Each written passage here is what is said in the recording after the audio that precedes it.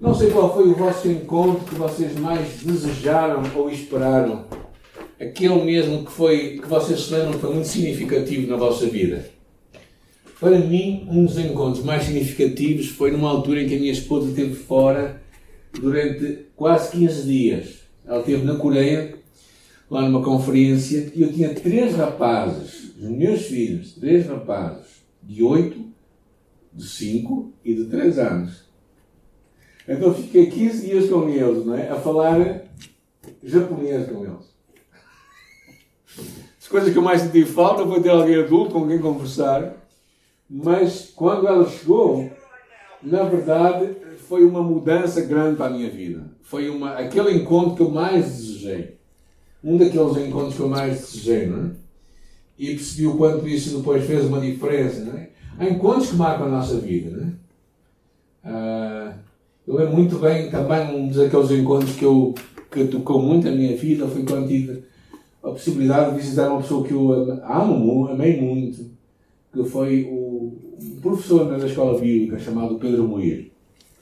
Era um homem que cresceu em Angola, missionário, e depois voltou para lá como missionário. Mais à frente ele veio ser o nosso padrinho de casamento, uma pessoa muito especial, que amava Jesus de uma forma tão significativa, não é? E hoje o que nós vamos falar é de um encontro também que um homem chamado Abraão teve com Deus. E é um dos episódios mais interessantes da Bíblia. Encontramos isso em Gênesis 17. Se quiserem abrir a vossa Bíblia, está lá, Gênesis 17. Eu vou, entretanto, fazer a leitura. Está bem? Versículo 1 até o versículo 5. E diz assim: quando Abraão atingiu a idade de 99 anos, apareceu-lhe o Senhor e lhe disse: eu sou o Deus Todo-Poderoso. Anda na minha presença e ser perfeito. E farei uma aliança entre mim e ti e te multiplicarei extraordinariamente. E prostrou-se Abraão, rosto em terra, e Deus lhe falou: quanto a mim, será contigo a minha aliança. Serás pai de numerosas nações. Abraão já não será o teu nome, mas sim Abraão. Porque por pai de numerosas nações te constituí. Abraão é alguém que ouviu Deus falar com ele. Um pouco da história de Abraão. Aos 75 anos de idade, viveu uma vida de imigrante. Na verdade, ele já tinha saído do Ur dos Caldeus com o seu pai, até Harã, que é uma terra que agora nós chamaríamos do Iraque. E lá em Harã, quando o seu pai morre, ele sai. Então, 75 anos, ser imigrante, como é que será? Os imigrantes estão aqui hoje, não é? É uma aventura, não é? E ele saiu para uma terra que ele não conhecia, ele não tinha visto no Google Maps, não tinha visto em nada, em nenhum lugar, mas ele saiu para uma terra que Deus lhe havia prometido. E Deus tinha dito que através da sua descendência, do seu filho, com Sara, haveria de fazer uma nova nação. Entretanto, Abraão, como se calhar todos nós, queremos ajudar Deus, às vezes, a fazer as coisas, não é? E quando queremos ajudar, só atrapalhamos. E aos 86 anos, ele tornou-se pai de um menino chamado Ismael, que nasceu de Agar, que era um costume naquela altura. Que quando as senhoras não podiam ter filhos, as escravas davam filhos por ela. Só que a coisa não correu lá muito bem. E verdadeiramente, passado mais uns anos, Deus volta a falar com ele. Agora, não sei se alguém é bom em matemática, mas entre os 75 anos e 99 anos vão 24 anos de silêncio quase de Deus. Não houve silêncio, mas não houve grandes manifestações. Havia simplesmente uma palavra de Deus. Agora, eu acho isto muito interessante porque às vezes nós estamos sempre à procura de que Deus fale connosco, que tenhamos uma visão, tenhamos um encontro, não é? Quem gostaria de encontrar um anjo? Também, não é? Mas agora os anjos não se encontram assim fácil. E ele teve vários encontros, mas foi muito poucos na sua vida, na sua longa vida. E aqui aos 99 anos, Deus se encontrou com ele de uma forma muito interessante e Deus lhe disse uma coisa, não é? É muito interessante. Vamos passar o tempo quase todo no versículo 1, que diz assim: quando ele tinha 99 anos, apareceu o Senhor e lhe disse: eu sou o Deus Todo-Poderoso. Isso é a primeira coisa que nós vamos falar acerca de nós, tu e eu conhecemos este Deus, o Deus Todo-Poderoso. E esta palavra é muito interessante porque no hebraico é El Shaddai, que aparece para os patriarcas, aqueles que nasceram na altura de Abraão, Isaac, Jacó e também Jó, aparece 31 vezes. Deus se apresenta a eles como o Todo-Poderoso. O resto da Bíblia toda só aparece mais 17 vezes este nome de Deus. Aparecem outros nomes de Deus. Mas este era o nome que Deus escolheu apresentar-se a este homem. Eu sou o Deus Todo-Poderoso. E é interessante porque quem estuda a língua hebraica diz que este Todo-Poderoso pode ter várias vertentes. Uma delas significa o monte. Ou seja, um lugar alto, um lugar onde mostra a grandeza de Deus face à dificuldade do ser humano, à pequenez do ser humano. Então Deus é este monte, é este lugar forte, este lugar poderoso.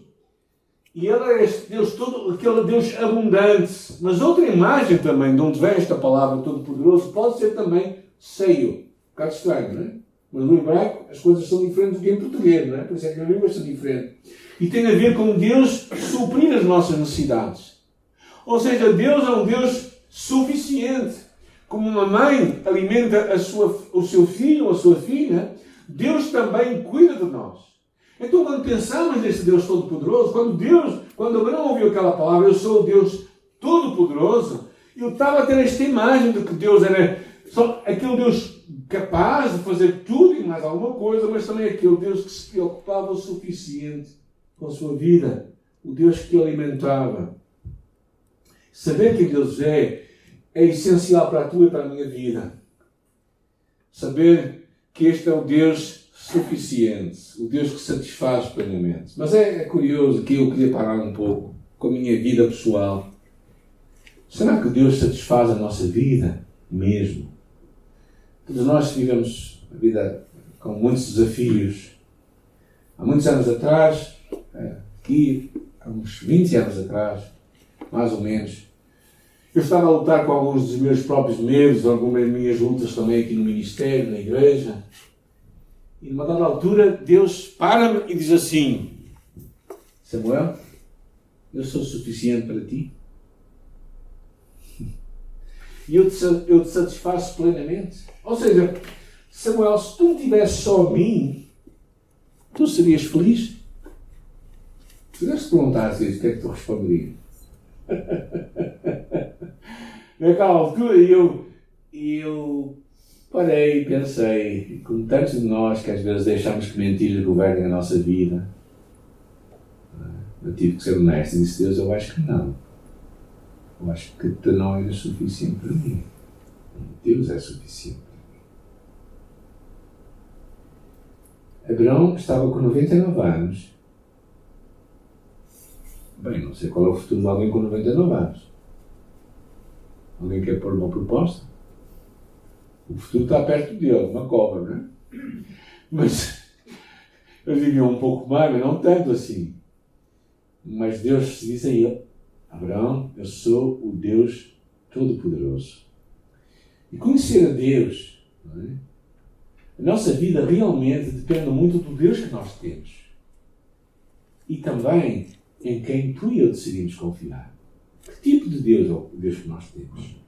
Será que é este Deus Todo-Poderoso? Ou seja, pensa na tua vida, nos teus desafios, nas tuas lutas. Será que Deus é Todo-Poderoso na tua vida?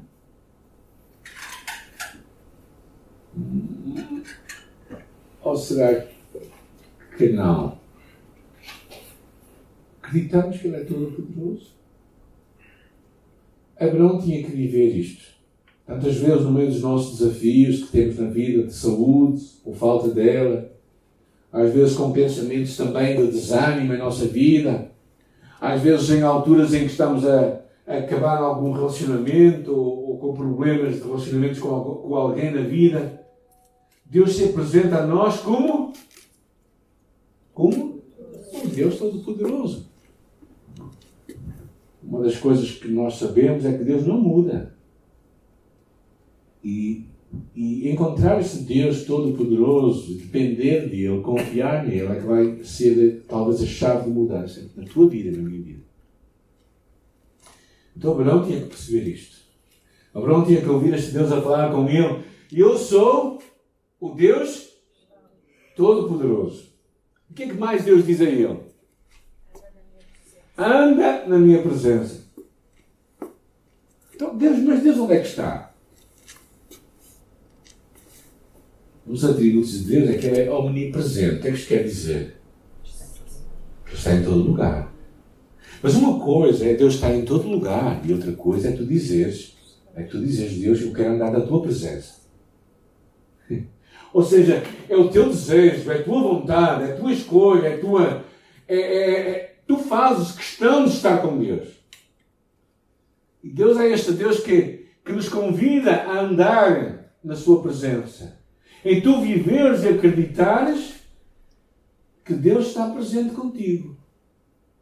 E é interessante que a palavra tem tantas promessas que diz, por exemplo, tu os esconderás no secreto da tua presença. Falando que Deus nos esconde a sua presença. E também em Salmos diz, na tua presença há plenitude de alegria. Mas é curioso que lá no livro de Salmos, também 27, diz, a tua presença, Senhor, buscarei. Ou poderíamos ler outros versículos que fala, buscar-me-eis e me achareis quando buscares todo o vosso coração. Porquê que Deus quer ser buscado para ser achado? Deus anda às escondidinhas connosco. Ele gosta que falemos com Ele. Ele gosta que nós o procuremos ativamente. Deus está presente, mas Ele gosta de ser notado. E eu percebo isso como pai, ou como avô. Eu posso estar na sala com os meus filhos, posso estar na sala com os meus netos, mas eu gosto que eles notem que eu estou presente. Eu gosto que eles interajam comigo. E quando Deus faz este convite a Abraão, anda na minha presença, basicamente é um convite para que Abraão vivesse uma realidade de que Deus estava presente com ele aos 99 anos, sem filho, sem grande expectativa de futuro. Mas Deus estava a dizer, anda na minha presença. Ou seja, anda diante de mim, anda perante mim. E é interessante que muitos pensadores acham que parece que Deus, mesmo estando perto, porque Ele é omnipresente, Ele está em todo lugar e sempre, parece que Ele quer ser procurado. Então eu acredito, é interessante também lá no livro de Êxodo, que é uma das passagens que eu mais gosto, que quando Deus fala com Abraão, e com Moisés, perdão, e Deus diz assim, Moisés, a minha presença irá contigo. E Moisés, como que bate o pé, Deus diz assim, Senhor, se tu não fores comigo, se a tua presença não for comigo, não me faças sair deste lugar. Agora, vamos pôr isto em miúdos. Deus não ia com ele. Ou seja, Deus não estava em todo lado.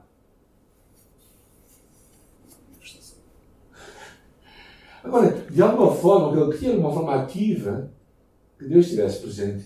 E é interessante porque na escola de oração, na primeira sessão da escola de oração, que vão ensinar aqui outra vez no próximo ano, há um ensino muito interessante sobre a presença manifesta de Jesus. E Tozer, que é um homem que escreveu muito acerca disso, diz a presença e a manifestação da presença não são a mesma coisa. Pode haver uma sem a outra. Ou seja, Deus está aqui mesmo que nós estejamos completamente inconscientes disso. Mas Ele se manifesta quando nós buscamos a sua presença. Então, de alguma forma, Deus estava a chamar Abraão. Abraão, eu sou o Deus Todo-Poderoso. Eu te faço um convite, Abraão. Anda na minha presença. Ou seja, claramente Deus estava a convidar Abraão para um relacionamento de proximidade. Sabes, aquele momento em que tu acordas de manhã e dizes assim, Deus, obrigado, tu estás aqui comigo hoje. E à tarde tu dizes, Senhor, tu estás comigo hoje. Ou seja, aquela consciência de que Deus está presente contigo. Eu acho que de alguma forma nós temos que tornar esta presença de Deus mais autêntica em nós. Esta manifestação da presença de Deus mais real em nossa vida. Temos que deixar que Deus não passar despercebido no nosso dia. Ou seja, nós não vivemos este dia como se Deus não estivesse presente. Mas nós pararmos no dia e dizemos assim, obrigado, tu estás presente, Senhor. Lembram-se de um momento em que vocês acharam que Deus não esteve presente? Não lembro. Eu e Ismael temos aqui algumas peripécias aqui, quando temos aqui a construir este lugar. Não é? E houve um certo dia, não é? Em que nós orávamos, numa fase, nós orávamos para que a chuva parasse. E cada vez subia mais. Parece que Deus estava a responder ao contrário. Nós orávamos, Deus, para a chuva, e Deus mandava mais chuva. Ou seja, parece que a presença... Nós brincámos naquela altura e dissemos assim, eu acho que Deus foi dar um passeio para o universo, e abandonou-nos aqui sozinhos, não é? Deus queria ser notado porque estava presente. Estava presente. E eu acho que nós precisamos tantas vezes de parar a nossa vida, ouvir Deus falar connosco. Eu acho que Abraão tem problemas de audição, com 99 anos já pode ter problemas de audição, não? Então Deus, quando falou com ele, deve ter sido em voz alta. E eu sou o Deus Todo-Poderoso. Anda na minha presença. Eu acho que Abraão teve um susto. Já não ouvia Deus há 25 anos. E Deus falou com ele. Anda na minha presença. E depois Deus, então, complica um pouco mais a coisa. O que é que Deus diz? E ser íntegro. Algumas versões dizem mesmo ser perfeito. Ou seja, vive em obediência, vive a minha vontade, ser íntegro, ser completo, ser sincero, ser autêntico. E sabem que a palavra sincero é uma palavra latina que vem de uma palavra composta, que quer dizer sem cera. Que vem precisamente da imagem das esculturas que eram feitas. E quando havia defeitos, que é carpinteiro sabe o que é que eu estou a falar, quando havia pequenos defeitos, eles colocavam cera. E tu olhas para aquilo, parece perfeito.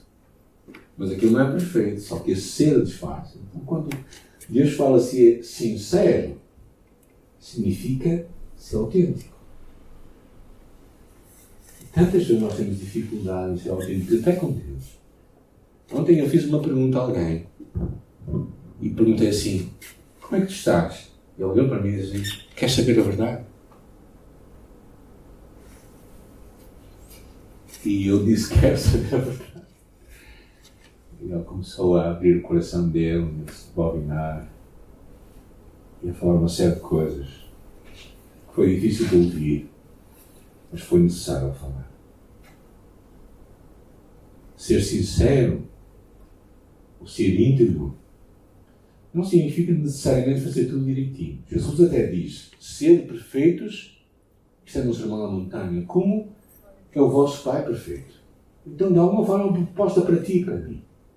Deus sabe que nós não vamos ser pessoas perfeitas, no sentido em que não temos nada que apontar. Não. Deus sabe isso. Mas Deus está à espera de ti e de mim, no desejo de vivermos a sua vontade, de fazermos o que Ele quer de nós. Ou seja, de nós realmente somos comprometidos em viver uma vida de obediência a Ele. Ou seja, ama de uma forma inteira, completa, não com o coração dividido.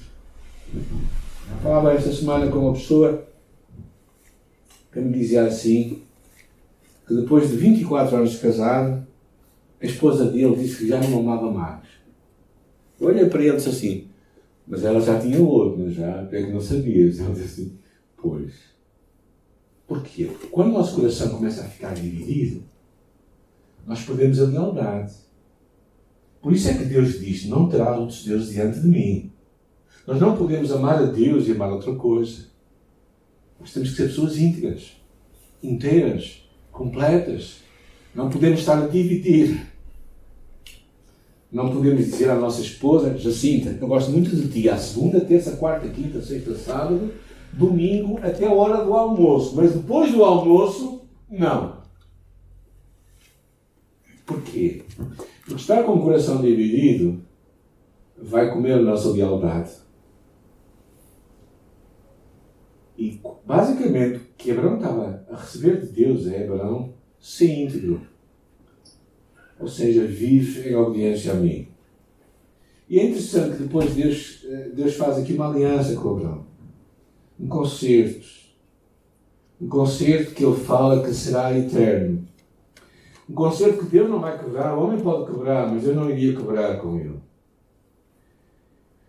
E é muito interessante esta ideia. Quando Deus faz aquele concerto com Abraão, não somente com Abraão, mas com o seu descendente, Abraão se prostra em terra. Com 99 anos, eu não sei, quando ele se prostrou com o rosto em terra, não sei se ele foi só o rosto,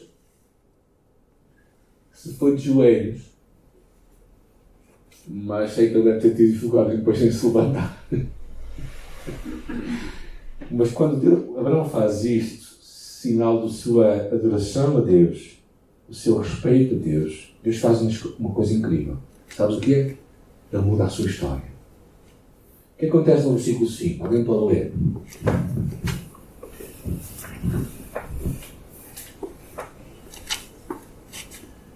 E não mais te chamarás Abraão, mas de hora avante o teu nome será Abraão, pois eu te faço pai de muitas nações. Abraão significava pai de uma nação. Abraão, pai de muitas nações. Deus muda o seu nome. E não muda somente o nome. Basicamente, ele muda a sua identidade. E uma das coisas mais chaves da história é que tu e eu descobrimos a nossa identidade em Jesus Cristo. O facto de Deus alterar o nome de Abraão para Abraão e Sarai para Sara seria um lembrete constante que a promessa de Deus iria mudar a sua história. Ou seja, que a sua vida nunca mais seria a mesma. E Deus começa a escrever uma nova história para Abraão. E isto é o que conta. O que conta não é o que os outros possam pensar de ti e de mim, mas o que Deus pensa de nós e da nossa nova identidade. Jesus diz àqueles que são filhos de Deus, aquele que está em Cristo. Agora tu olhas para a tua vida e dizes assim, mas será que eu sou nova criatura? Será que eu sou uma nova pessoa em Jesus Cristo? E no curso de Liberdade em Cristo nós claramente falamos disto como uma das bases para a nossa vitória. A perceber quem nós somos em Cristo. E algumas afirmações que eu tenho aqui. Eu e tu somos filhos de Deus. A Bíblia diz que nós somos amigos de Jesus. Nós fomos tornados justos. Não há nenhuma condenação sobre nós. Nós fomos comprados por um bom preço. Tu e eu somos membros do corpo de Cristo. A Bíblia diz que nada... É verdade isso. Porquê que é verdade? Porque é Deus que fala isto. Nada te pode, a ti e a mim, separar do amor de Cristo.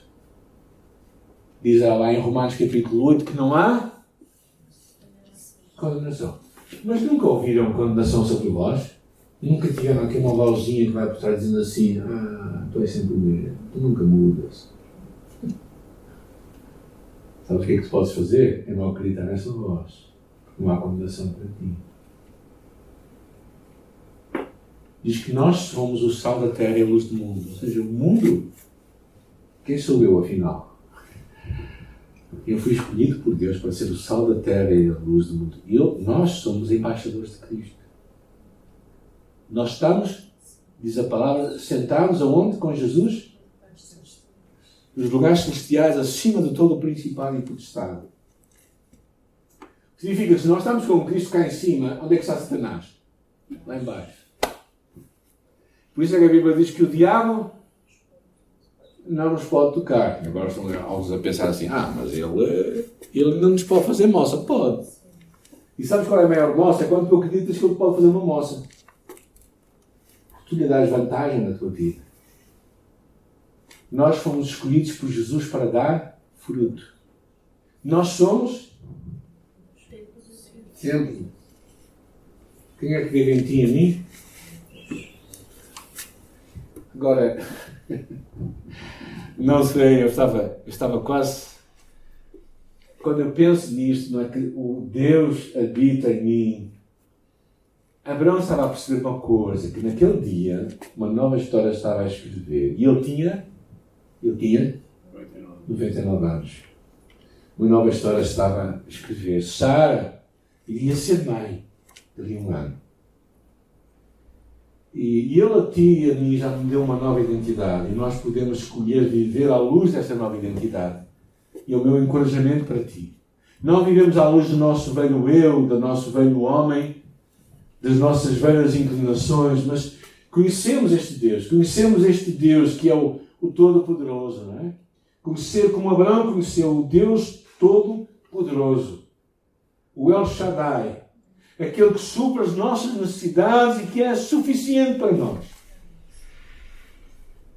E por isso, quando nós o conhecemos assim, Ele nos faz um convite. Anda na minha presença. Ser perfeito. Ser íntegro. Vive em obediência. Eu te vou dizer uma coisa, a tua história vai mudar. Abraão passou tempos difíceis, gente, depois deste episódio.